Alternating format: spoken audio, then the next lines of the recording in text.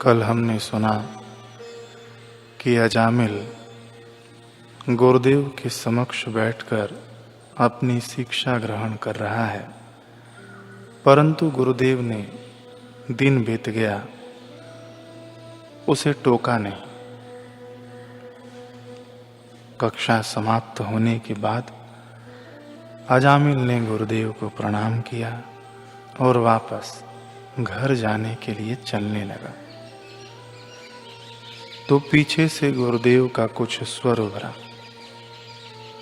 अजामिल देखो, तुम्हारी पादुका में कीचड़ लगा हुआ है। लगता है कहीं कीचड़ में पैर रख गया होगा। वत्स, तनिक ध्यान से पथ का चयन किया करो।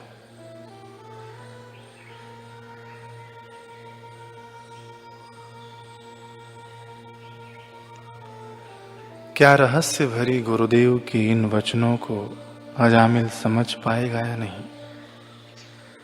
इन शब्दों में गहरा अर्थ छुपा था। गुरुदेव की अंतर्यामिता, उनका स्नेह, उनका मार्गदर्शन, उनकी चेतावनी क्या कुछ नहीं थी गुरुदेव के इन थोड़ी सी पंक्तियों में, परंतु मूर्ख अजामिल समझ नहीं पाया। उसको लगा कि गुरुदेव कल के पूरे प्रकरण से अनभिज्ञ है। वे तो बस पादुका के बारे में नसीहत दे रहे हैं, उसका मैं ध्यान रखूंगा। यही भूल हम सब शिष्य कर बैठते हैं। गुरुदेव प्रकृति के नियमों में बंधे होने के कारण साफ शब्दों में प्रकट नहीं करते कि उनकी दिव्य नजरें हर पल अपने हर शिष्य का पीछा करती हैं।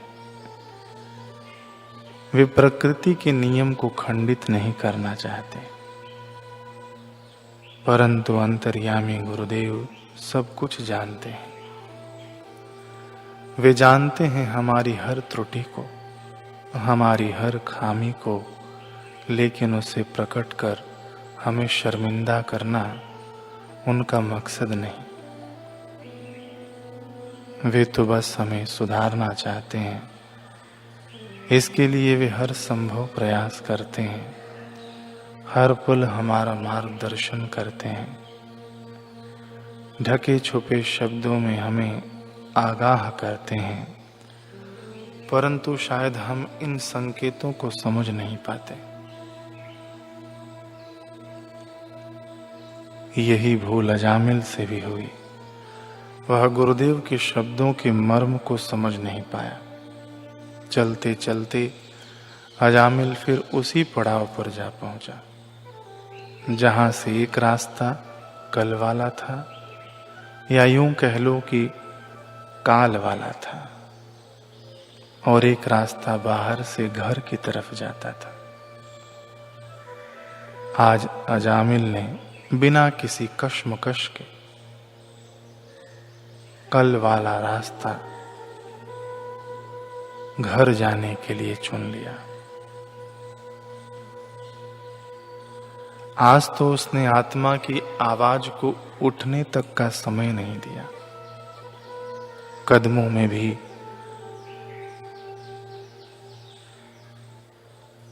अगर मगर की कोई लड़खड़ाहट न थी। तेजी से बढ़ते कदम उसे जल्द ही बाजार के बीच ले आए। फिर वही रंगीन जगत, ऊंची ऊंची सुंदर हवेलियां, उन हवेलियों की खिड़कियों से झांकती संगमरमर सी तराशी कामनियां, उनकी अदाएं और हाव भाव चारों तरफ से अजामिल को अपनी ओर खींच रही थीं।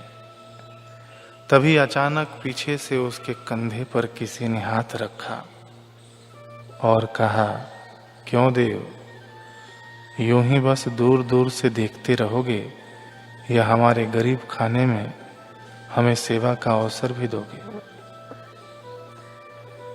अजामिल ने पलट कर देखा तो वहीं पत्थर सा हो गया,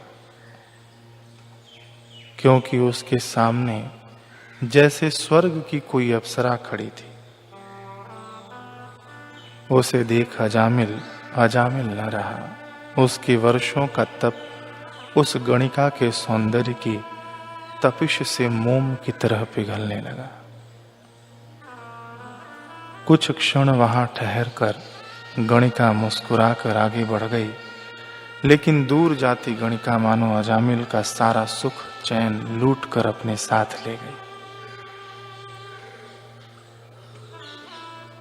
घर जाकर अजामिल की स्थिति गुजरती रात से भी बदतर हो गई। पिछली रात वह बिस्तर पर लेट तो गया था, लेकिन आज तो उसकी पूरी रात बिस्तर पर बैठे बैठे ही गुजर गई। सुबह हुई तो उसकी लाल सुर्ख आंखों ने जैसे शोर मचा दिया कि अजामिल पूरी रात सोया नहीं।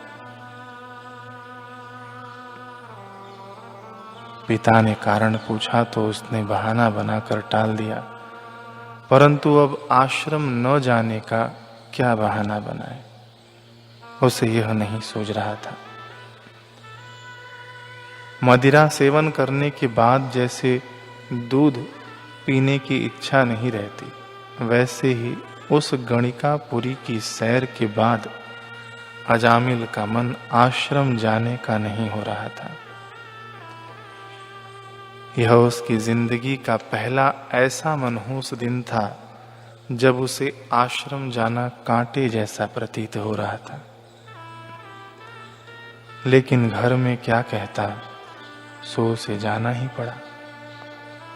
किंतु आश्रम की तरफ बढ़ते हुए उसके कदमों में न कोई उत्साह था, न ही उमंग।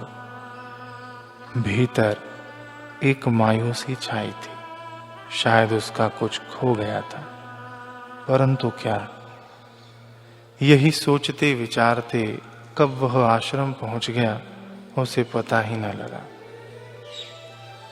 आसन पर गुरुदेव विराजमान थे, गंभीर और एकदम मौन। अजामिल को लगा शायद गुरुदेव अपने अंतर्यामी स्वरूप में मेरे कृत्य के बारे में जान चुके हैं, तभी नाराज लग रहे हैं। मुझे जल्द ही गुरुदेव से क्षमा मांग लेनी चाहिए।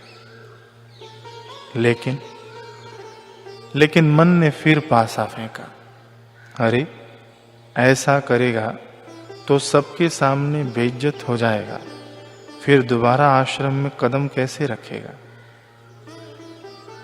सभी गुरु भाई तुझे हीन दृष्टि से देखेंगे, और यह भी तो हो सकता है कि गुरुदेव किसी और विषय को लेकर गंभीर हों, और तो जबरदस्ती ही आ बैल मुझे मार वाली बात कर रहा है।